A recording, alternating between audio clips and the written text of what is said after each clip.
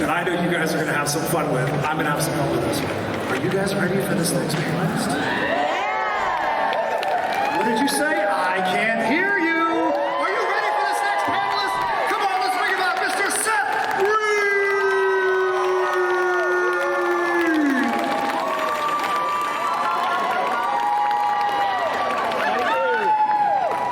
What's up, Spookala, Florida?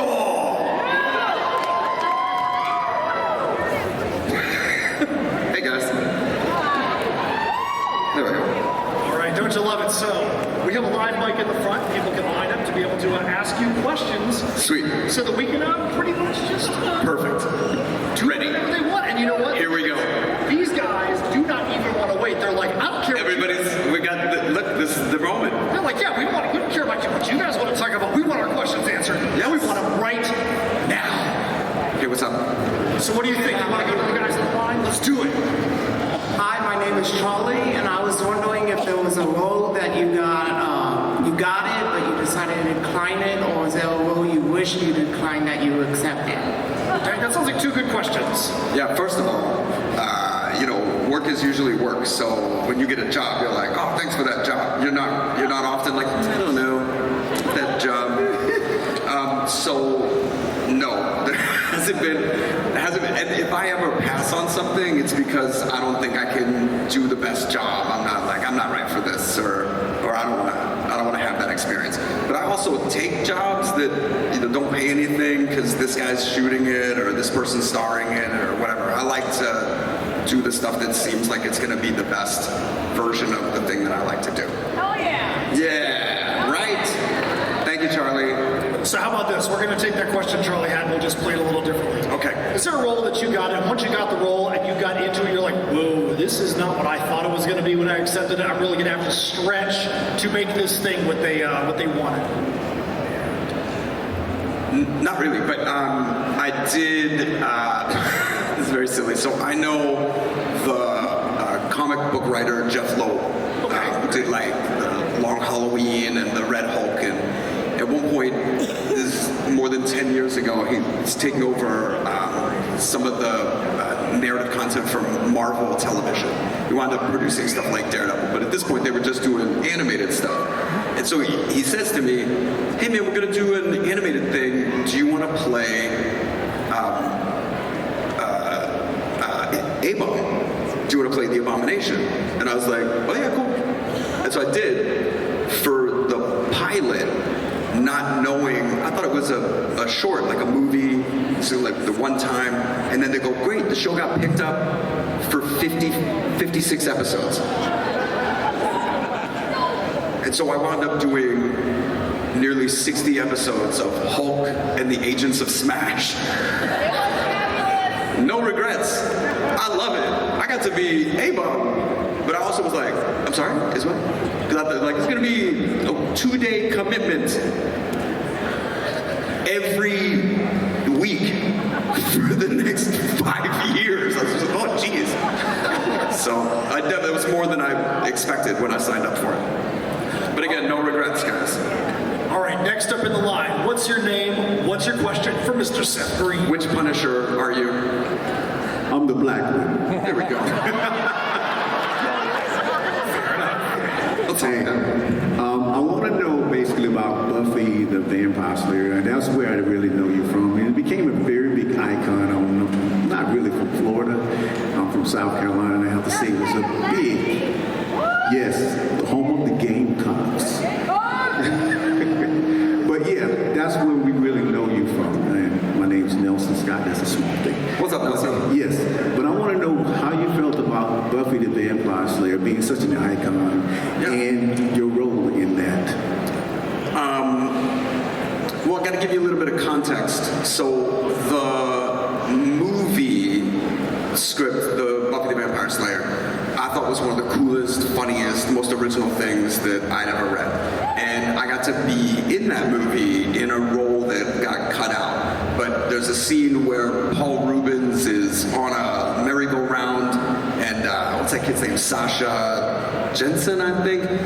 I'm the vampire that kills him, but they wound up cutting this moment out. I played like a nerdy vampire with glasses and great faces on my fangs. And so I was really into Buffy as an idea before it got turned into a series. And then when it got turned into a series, I was already friends for over 15 years with Sarah Gellar, and I had known Allison Hannigan almost 10 years at that point.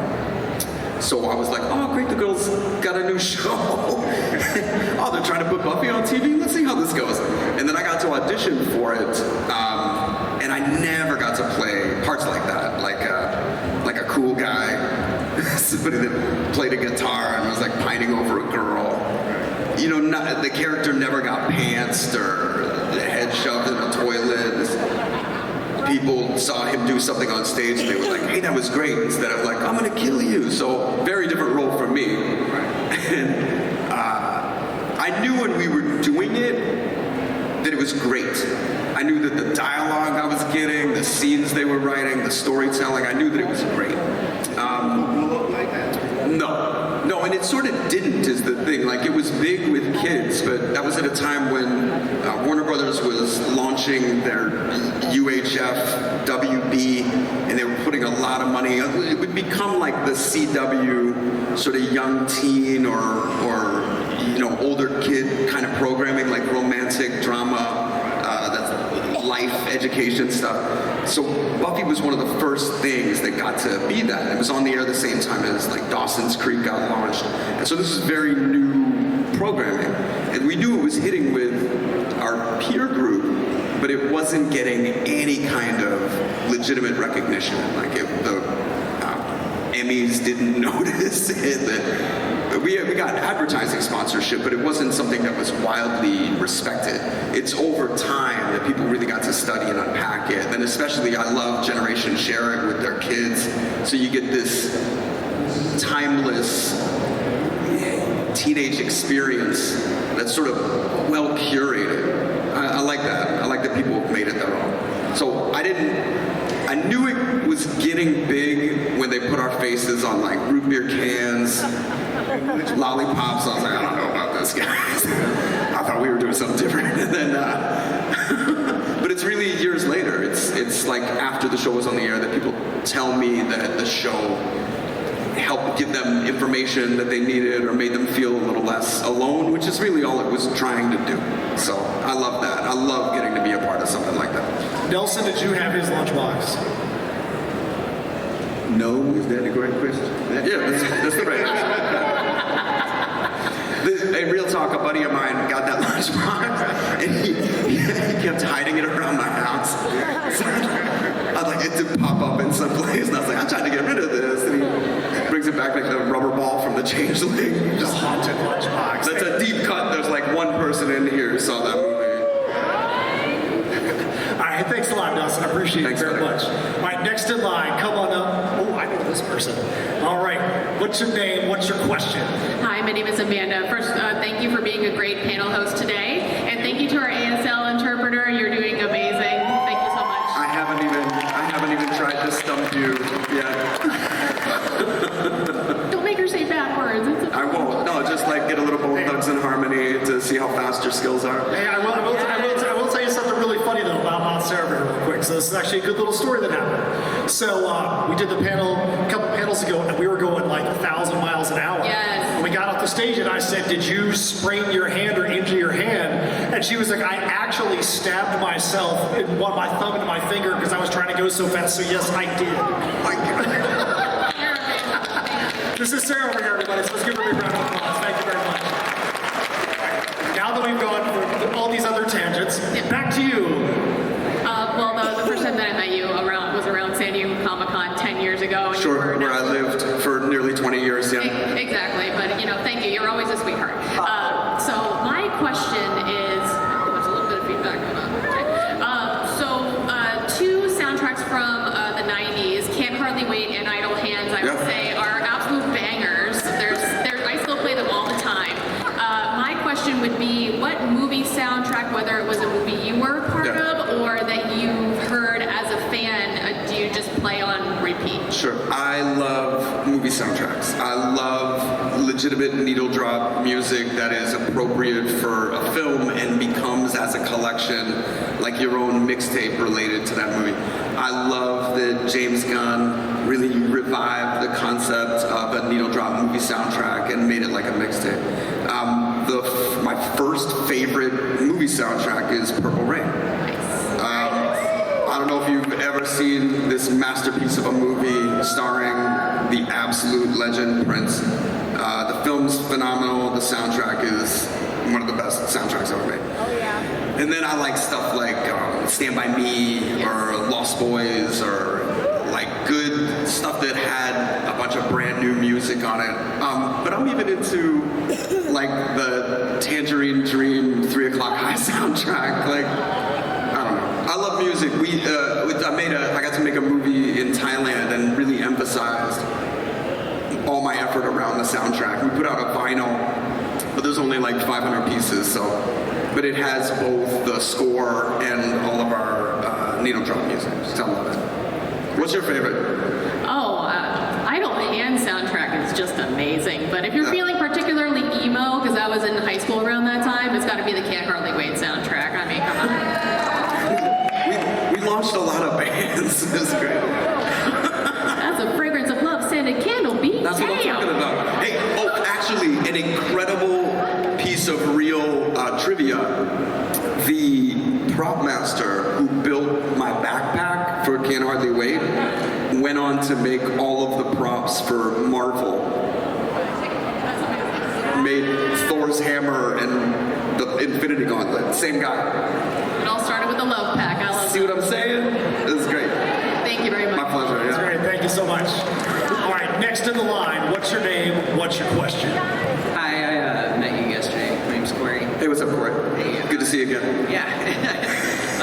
So I actually had a question about the movie back from 2003, Party Monster. Oh yeah, sure. Yeah. So what was the main thing that interested you in playing James St. James? Sure. So, for anybody that doesn't know, Party Monster is the true story of the club scene in New York in the 90s, and these larger-than-life, fantastic personalities who spread the concept of club culture, basically self-expression and artistic revelation all across the country. They went on shows like Donahue and Sally Jesse, and they preached the gospel of letting out your inner you, and they basically, like Pied Piper, lured a lot of kids to New York, and they realized New York is very expensive and you can't just live on drugs and glitter. So it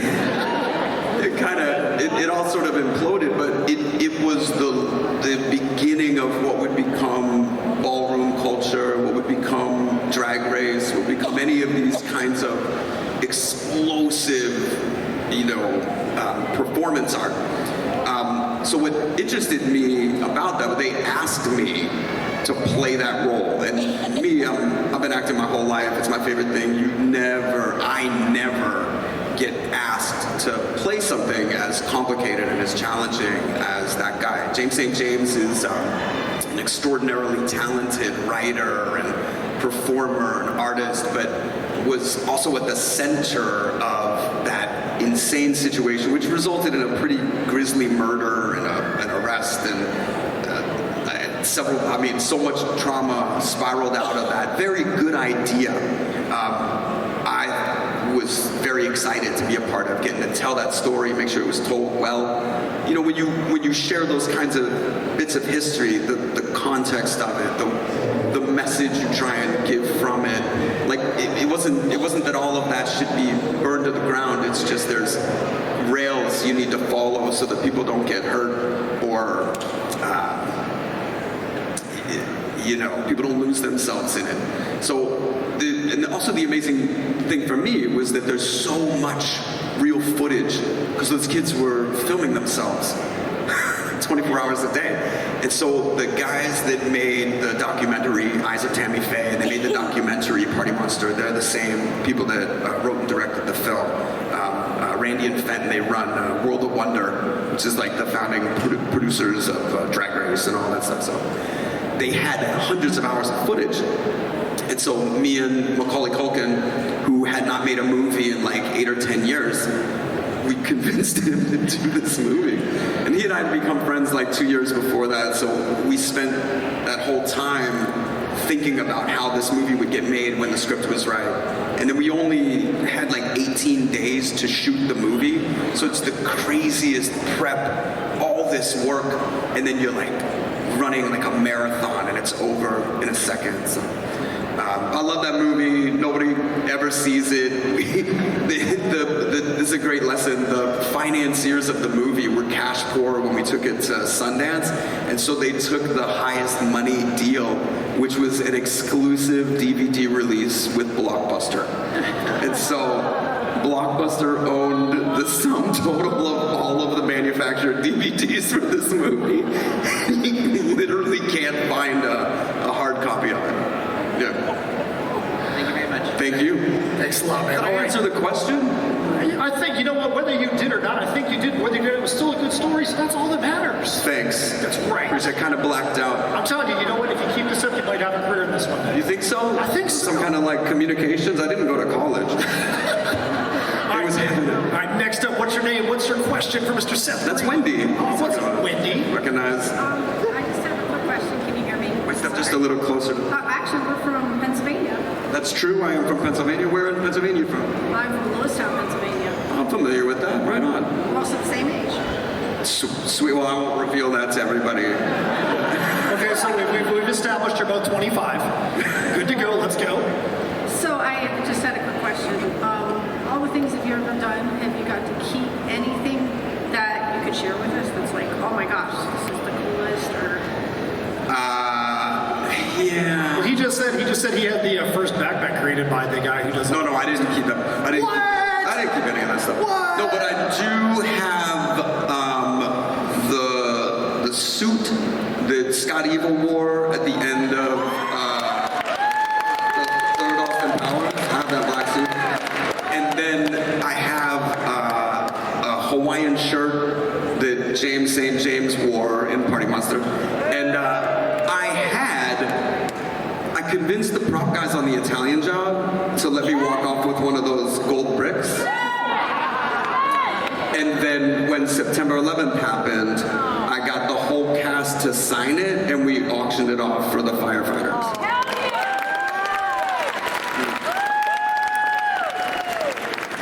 That was really funny, by the way, FedExing that brick all over the world, taking everybody to sign it. Everybody's in completely different countries. This 20 pounds of weight being sent through the mail. Can I ask you one more question? Okay, do it. Was there anything you would have liked to have gotten that you didn't get to get? Was there what? Was there anything you would have liked to have had that, Yeah, you know? I got to be on the set of The Force Awakens, and I was like, what can I take all of this? I just gotta leave with, gotta get like one of these packets. Ray's lightsaber. I just noticed that this is Finn's gun. I'm just gonna put this in my pocket. No, I didn't take it. No, it feels like legitimately stealing, you know. If somebody doesn't give you something, you're like, I'm just gonna take this. It's the actual definition of stealing, so. Thanks, Wendy. I love your sandwiches. Do you like this guy's sandwiches? Yeah, I know this guy. We go way back. Hey, no joke, that first Texas Chainsaw Massacre is one of the best horror movies ever made. It set such a precedent for the way that something is photographed, the sort of mundane nature of the horror. Really, good pick. Thank you. Underrated. I mean, it's iconic, but maybe not enough people talk about it, right? Alright, so I know this question is not going to get asked. That's why I felt like I needed to bring it up. Okay. What was it like being on the set of Scooby-Doo 2 Monsters on the Yes, Beach? it's the best. It's the best. And how was the whole cast, and bringing you in Yeah. to that wacky family? So I get it really easy. Let's be honest, guys. My career has usually been getting entry level in something that's already very exciting, and a lot of times they're just like, yeah, do whatever. So that movie had already worked. And they were like, we just need you to romance Velma, and I was like, I'm in for this 100%. Like I said earlier, Sarah Gellar and I have known each other since we're little kids. Freddie Prinze and I met him the year he turned 19. I got to be in the first movie that he ever made. So I've known all these people all this time. And super excited about James Gunn, who wrote Scooby-Doo 2 and was just on set with like nothing to do. So talk about somebody else who was on set with nothing to do. James and I just hung out the whole time, and all of those sets were standing next to each other. So the Scooby gangs like hide out, everybody's the restaurants and stuff, and then they had this massive standing set for the museum, which had all of the statues of the villain. Like they really created all that stuff. So while everybody else was shooting whatever they were shooting, I was like, "No, James, come in," and we took a disposable camera. And we just took the silliest, dirtiest pictures with all of those characters. So like the miner, the pirate, I'm just like, this is very, very wildly inappropriate. So that's how I spent my time on the set. It was basically just getting in trouble. Can I ask you another really quick one? So, being an original cast member from the original It miniseries, what did you think of the remake? Oh man, I love the new movies. Holy cow, I really love the new movies. But it's kind of that thing, we were talking about the,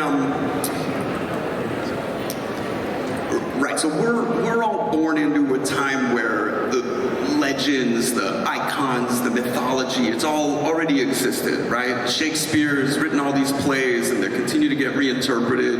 This is the established stuff that audiences are going to carry forward. And what's interesting is that we all live in this moment where new icons have been created. There's brand new mythological superstars, right? And you get to see new interpretations of them the same way you would Macbeth or Othello. You know, you look at how many actors have gotten to play Batman and how many different kinds of Batman you get to get. So we're in this awesome time where all of it is relevant, all of it is yours, and these are the new things that we're carrying on. And so I think, you wouldn't say that Stephen King is Shakespeare, but you could look at this book, this story, and see that it can be interpreted several different ways. Like how many times have they made The Stand, right? And each time it's a different stab at it. So I love what we made. Still one of the coolest experiences I've ever had. I was a teenage actor who was very serious about my work, getting to work with some of the literal titans of the business. And also I was like I don't know if I was the oldest kid on the set, but I was definitely the one with the most experience. So every once in a while I had to be like, all right guys, let's be cool, right? The director's talking, we gotta, whatever that. So anyway, the short of it is, I love the new movies. Holy cow, I thought those kids were great. I told them so, we all met back here. And I like that you get to keep doing it, right? That there's all these different versions of this story. Tim Curry, Bill Skarsgård, like it's really cool.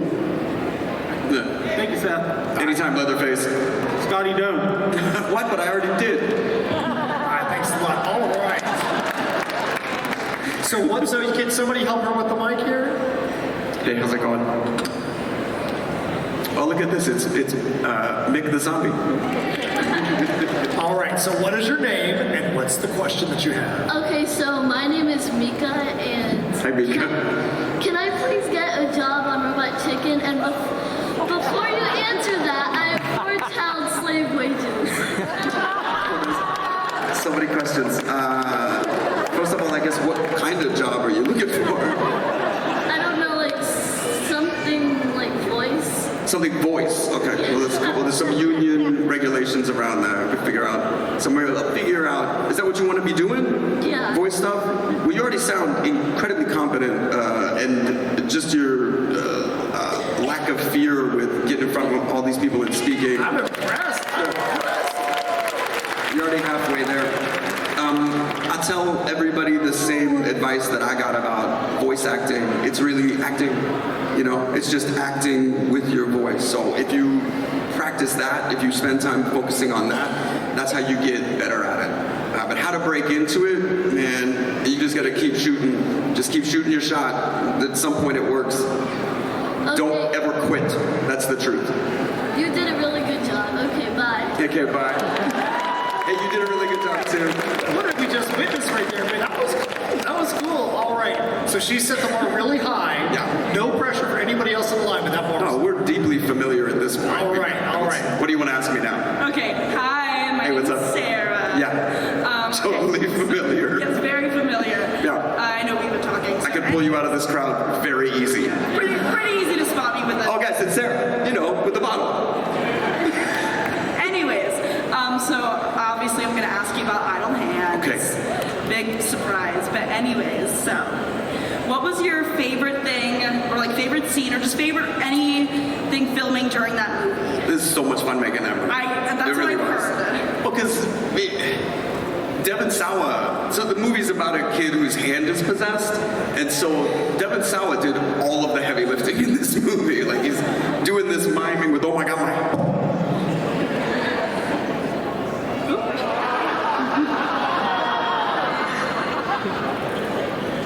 Brian broke the equipment. Oh, here we go. There we are. Just a button. Boom. Now we both have COVID. It is what it is. It was so much fun making that movie. When we were filming the dance at the gym, that was one of the greatest nights ever. Obviously because The Offspring was there and because they were already like a popular band, and I couldn't believe they were there, and I'm trying to be real cool, like hanging out with them. Oh, like, touch your guitar? Thanks. But just because there was a bunch of extras and everybody was in a goofy mood, and the ADs are like, everybody's dancing but making no noise, and so a lot of miming. Because when you're filming, you can't talk because it can interrupt the sound. Anyway,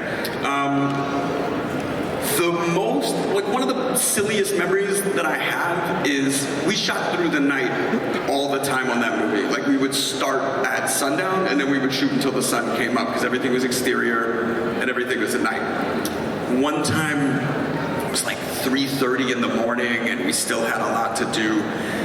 And they had closed off the streets in the neighborhood, and I just went out in the middle of the street and I laid down just in the middle of the street, and then Eldon came and laid down like in the middle of the street too, and then before I knew it, Devin was there and all our heads were together, and I was like, grabbed a Polaroid camera and I have a hard copy, a Polaroid selfie of us laying in the street at 4 in the morning, Burbank I think we were. I love that. Also, I have one more very quick question. Okay. Okay. Definitely. We plenty of time. Okay. Is it true that I didn't have time? I did this cosplay in 27 days. I tried to make Mighty Joe Bong, but I didn't have time. Yes, it's an actual carburetor.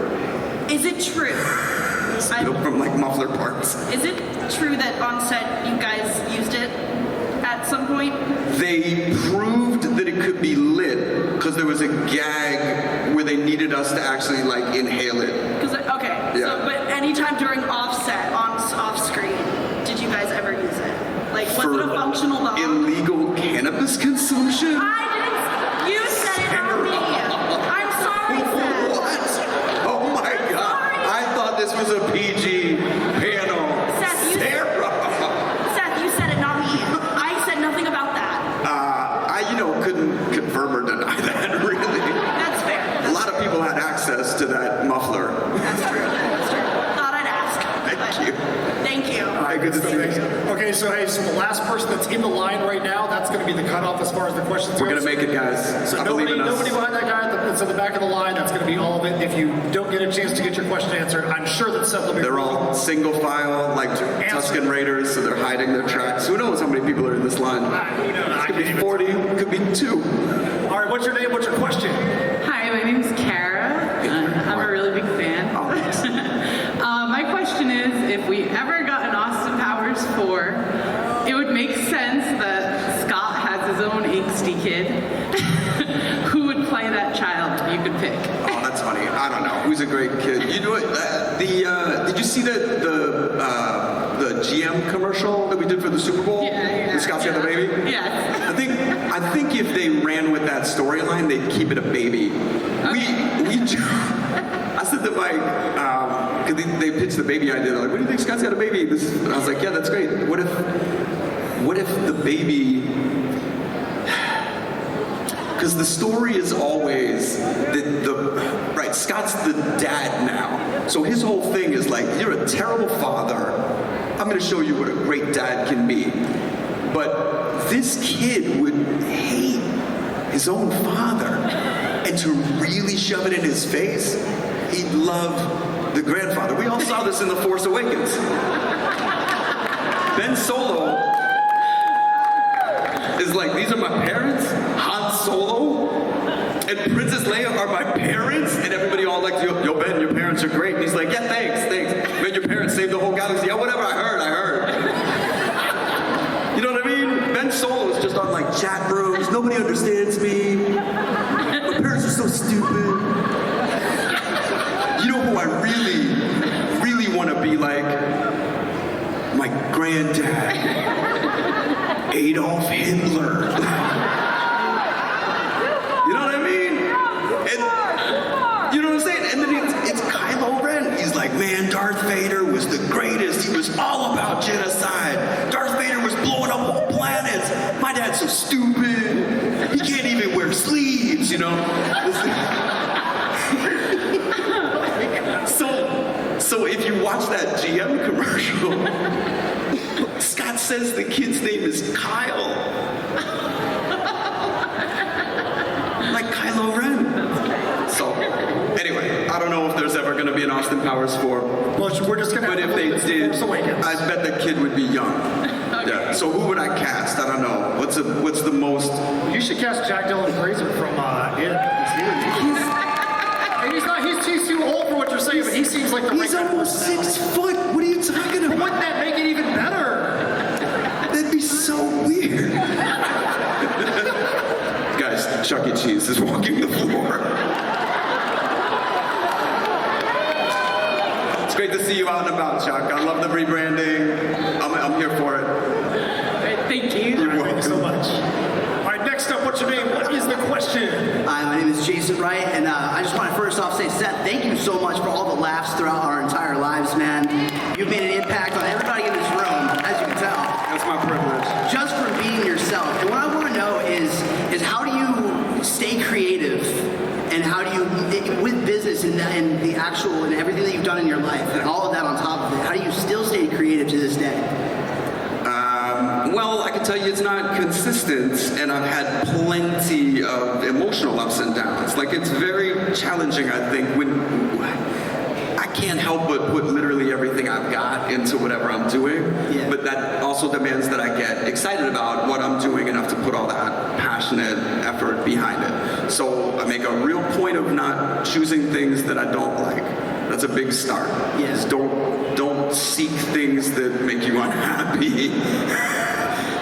And if you realize something makes you unhappy, stop doing that. That's been the biggest thing. But it's not consistent. I do stay reminded of the fact that this is all, even though it's completely ephemeral, like nobody remembers this movie or that movie after like 40, 50 years. Every actor who was called the greatest of their generation has a headstone, and people are like, who was that? You know, it's only about this moment. And so I try to keep that conscious too, like stay present in each of the moments so I get the benefit of it, whether it's good or bad. And then be focused on making stuff that will like give that moment. You say I've given you a lot of laughs, like that's what I'm here for. You say I've helped you feel anything, like you saw something I did, it made you feel something, that's what I'm here for. Okay. Awesome. Hell yeah. Thank you so much for that. Right on, man. I appreciate it. All right, thanks a lot. All right, next up. Oh yeah, you've been up here before, but still give him the name and the question. The specter of death has approached. Was this Ghostface? Yeah, it is. I There you go. I can tell by the fringe. Let's hear it. Nice.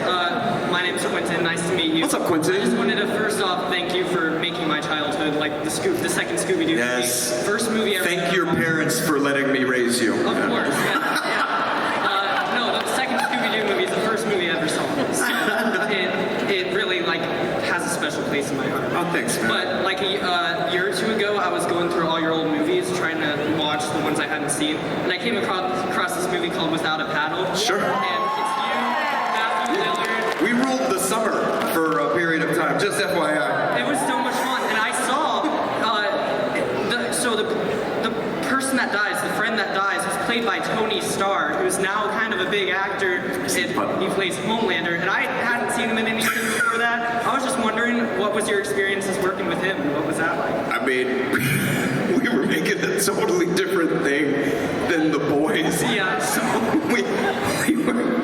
we only got to shoot together one day, and we were all really chill about it. We were like, hey man, wish you could be here for the rest of the movie. Yeah. Great first day. See you never. You know what I mean? Like 2 seconds, I was like, oh my gosh, he's dead, and he's just dead, and I'm like, okay. It's true, and I mean, spoiler alert, but that's the catalyst for the entire movie is that these guys' best friend die, and then they take a trip that he wanted to take together with his spirit, not his body. They didn't bring his ashes or anything like that. No, but thank you so much. Hey, thank you. You loving The Boys, right? Yeah. Man, that show's good. It's so good. Killer. Nice to meet you, Gwen. All right, what's your name? What's your question? What you got? Paige. I hate microphones. Okay, so. Yeah, microphones are the worst. I met you yesterday. I was very loud, but on this, I'm like. Oh, yes, it's very quiet. I just want to welcome everybody to my ASMR podcast. I appreciate everyone listening. A lot of promotional people. I'm down in the city and get a tote bag. No, I really do have a question.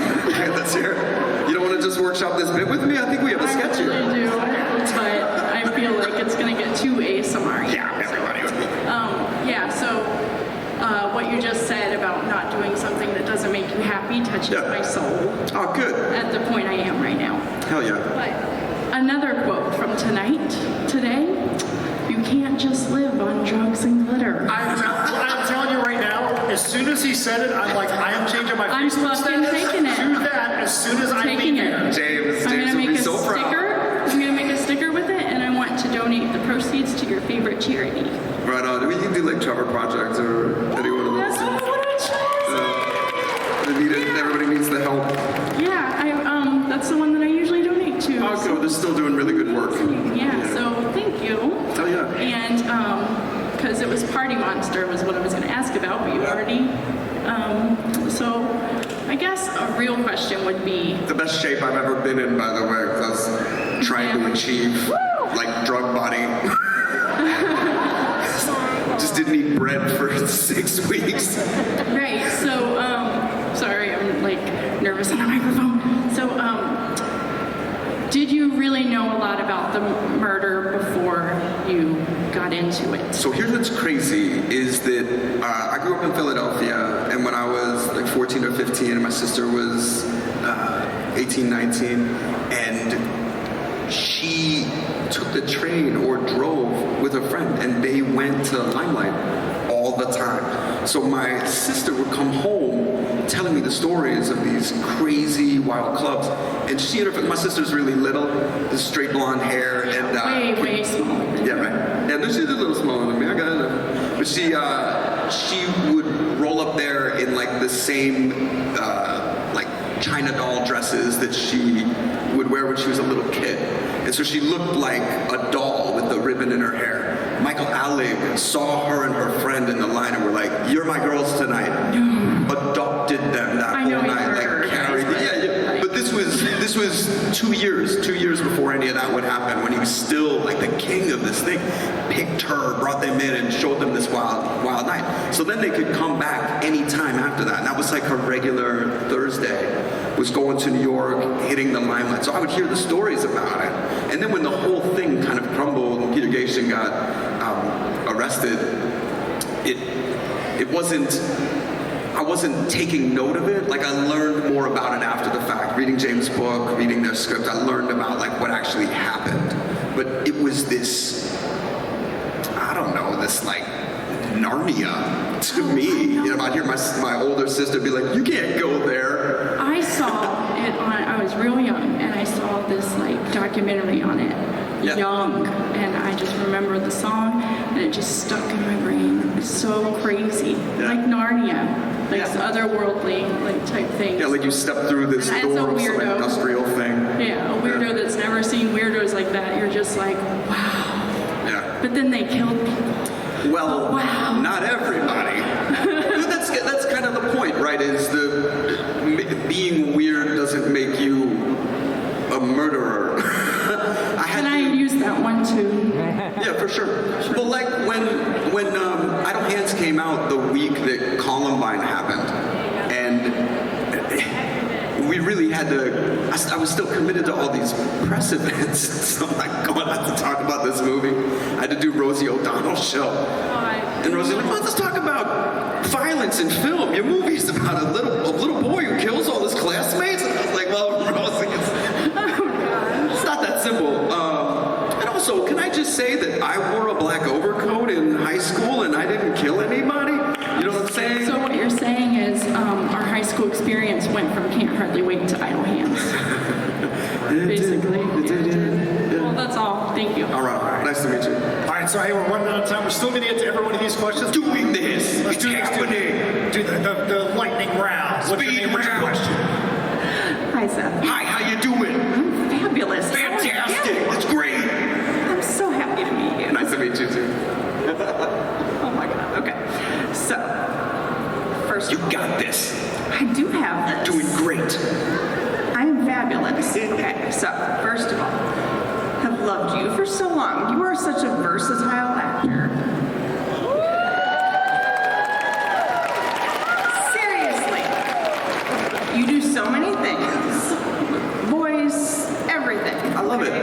I remember your Burger King commercial from when you were a little itty bitty boy. I had to eat so many burgers. I feel like she just set you up right there. Yeah, no, it prepared me. Seriously, him and Sarah were so cute in that commercial. Well, Sarah and I did a cookie commercial together. She has a Burger King commercial where this is the first time they name checked. She's like, blah, blah, blah, because McDonald's is garbage. It's the first time any of the commercials name check their competitors. And she's real cute about it, too.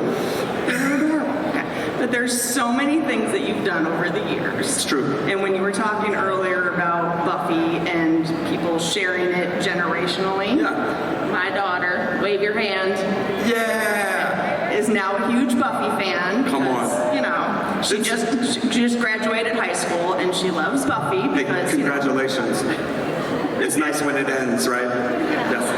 So that's what they don't tell you. They're like, they sort of softball, oh yeah, you just got 12 years of this. But then when you're like the 9th grade, they're like, you're almost there. You just gotta get through it. Just get out of here. Right, but now so she's another generation of Buffy fan. Nice. So the question I had, one, with It, because Richie was my favorite character with the original It. Yeah. Do you have any favorite memory with Tim Curry? So, I'll try to be cool around him all the time. Because he's kind of an icon. He was, like, could not have been one of, like, a greater hero to me at the time. He was all these characters. He could do comedy. He could do very severe things. I'm pretty sure... You've developed into that, too. That's, that was what I aimed for. So he was amazingly receptive. And he would just sort of humor me, because I'm just a kid. I'd be like, yo, Tim, when you were making this movie, when you saw that makeup process, how would you prepare for that? It's like, whatever. And he is very sincere. I worked quite hard on that. Yes, I did. And we stayed in touch for a couple years after. So my favorite memory of him, this is the dumbest, is he busted me so bad. So I grew up in Philadelphia. My buddy was in Morristown, New Jersey. I would commute out to his place, and we would go to the Cherry Hill Mall every Friday because they had Rocky Horror midnight shows. And, when you're like 13 years old and you're into girls and you hear that there's older teenagers in their underwear LARPing in front of a movie at the mall, it becomes a destination, So I I didn't start for the art, but I was like, oh, this might be my favorite experience. And you talk about sort of warming up to what would become the club kid culture. It's all that same thing. It's all this sort of freedom of self-expression and, you know, a tolerance and acceptance regardless of, you just can't be an asshole, right? And that's kind of the key to it. Anyway, so a buddy of mine had gone to Israel and brought back a Rocky Horror shirt in Hebrew. And I arrive on set and I'm wearing this shirt and they're like, I had just gotten into the van to go to set and for some reason they were like, hey, Tim is gonna go, we're gonna take Tim to set, do you mind sharing the van? And I was like, no, we'd already met, we'd already done scenes and shit together. And then he gets into the van wearing this Rocky Horror shirt. And not just that, but like a foreign Rocky, it's like a very intentional thing. And he goes, oh, Rocky Horror. And I go, yeah, it's great, I've seen the thing. He goes, slide over. And I had to let him sit next to me in the van. Then we rode the whole way there. He just dripping, mortified of it. He's dressed like the clown. He's like, just the entire drive there. Yeah, that's actually my favorite memory though. Very nice. Thank you very much. Yeah, he's the best. Thank you for everything that you've put into your work. We appreciate it. Thank you for everything. Thanks for watching. Thank you so much. All right, next up, what you got? Lightning round. Yeah, bring it. That was the 40-minute lightning round. Beep beep, Bridgie. I'm a big fan of it, obviously. She kind of asked my question, but I'm going to go ahead and ask. Let's hear it. Do you keep in touch with any of your other actors that were on set with you, whether older or younger, on it? And what was your favorite memory with your other cast members? Man, just getting to make that movie was such an awesome experience. We were all young and living in Vancouver for a couple of months in a hotel, so I was not a good role model. We got in a lot of trouble. We had a lot of incidents with hotel security and random passerby from the balconies.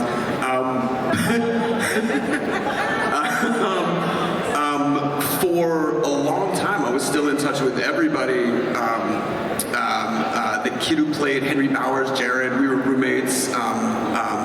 Ben Heller, Stan, we were roommates. Like when they both moved down to California, Brandon Crane and I were buddies because he lived up in Anaheim, and so the teenage kids were hanging out on the weekend at Disneyland and not getting into trouble.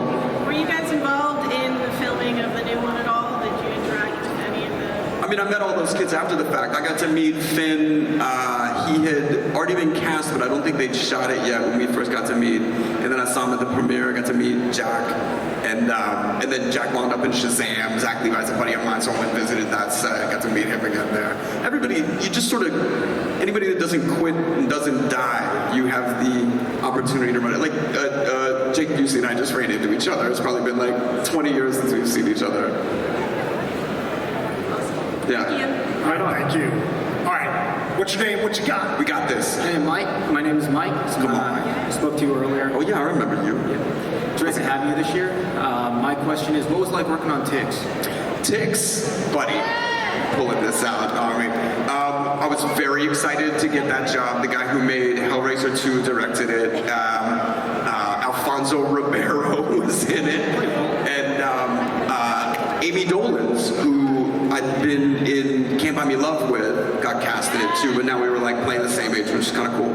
And my character was all messed up, had like mental, I was agoraphobic. So I was like, my character's got trouble. I can do my lines, but I'm also scared of the outside. Like, it was very exciting for me. And then of course it's like a very silly horror movie.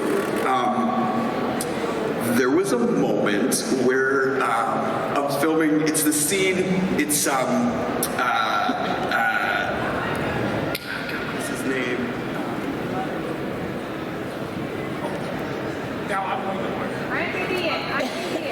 What? Use IMDb. You doing it? No, anyway. So we're shooting the thing, and it's it's a scene, you know, where the dog has died and it's got the tick inside it, and they're like, oh my God, what killed this dog? So we're in the vet's office, we're filming this scene, and we have the dog that we're supposed to be inspecting. And the dog, it's not a real dog, obviously. It doesn't have a head. So like, they thought they just needed to build the body, and there's no head on the dog. And so we're like trying to cover up the empty space with gauze and shooting a wide shot. We're like, this is not a serious movie, is it? Peter Scolari. Effects from Peter Scolari. There it is. Yeah. IMDb, just looked him up. There's a point. Peter actually says in the movie, ticks do not get that big. And if you watch that scene in the movie, you can see Peter, me, the vet, and I swear the headless dog puppet, all like trying not to laugh. But he goes, oh, doctor, ticks do not get that big. We're all just like, this is not a serious movie. We're not serious. Oh, we are? Okay, cool. So with the ticks, oh my God. Yeah, it was a blast, man. I was serious about it. Yeah, great. The effects were amazing. Yeah, it's actually some groundbreaking digital stuff at the time. Awesome, thank you. Thanks, man. Thanks a lot. All right, so this is the last question of the panel. If you have a question, get on over to Seth's booth and you'll ask him there. So, what's your name? What is the last question of this panel? No question, make it amazing. No pressure, make it amazing.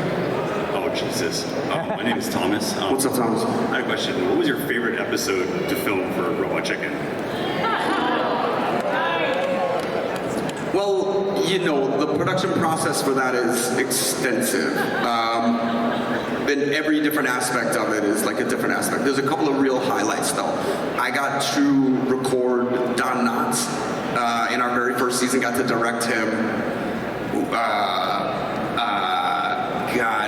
Burt Reynolds and Dom DeLuise to act together in our booth. There's been some pretty amazing stuff where you're just like, I can't believe this happened. Probably one of the coolest things I got to do was convince George Lucas to record for us. And then I got to direct him. And it was just like this. He's so surly. He came in, like, threw his papers down. I'm not reading any of this. And I said, okay, you better read all of that, actually. There's a lot of moments where you're just like, how is this my real life? I just try to be there in that moment so I can do it. You know what I mean? Because even though you're like, holy shit, I can't believe this is happening, you still have to do the thing. Yeah. Right on. Thanks, man. All right, guys. So like I said, we've run out of time. Ladies and gentlemen. I'm telling you right now, this panel is going to go on for 3 hours. This is going to get this. I mean, I literally, you know how many questions I got to on my tablet? 0. Did you have a tablet question? Of course I did. Is it like, how do I download this new software? Or? No, the question is this. I'll make it really quick. Seriously, what was it like being in the ring at WrestleMania? You know. Do those wrestlers protect you well? It was amazing. It's the greatest. I mean, I can't say this around my wife, but it was like the greatest night of my life. For those of you that don't know this, I was the first celebrity guest host of Monday Night Raw.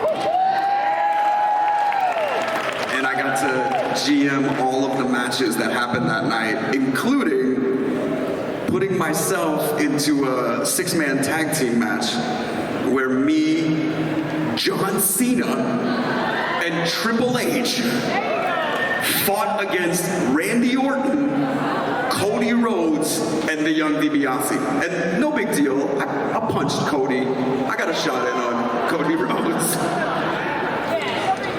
I took a hit from the Viper, whatever. John Cena saved the day. Yeah, I even got, it was the greatest. Come on, that's the best. That's awesome. It's the best. All right, everybody, so let's give a big round of applause for the one and only Seth Green. Coming up here in about 15 minutes, we're going to have Jeff Hardy. Oh my God, the Keepsakes are here. All right. Hey, thanks, guys. I appreciate y'all coming out.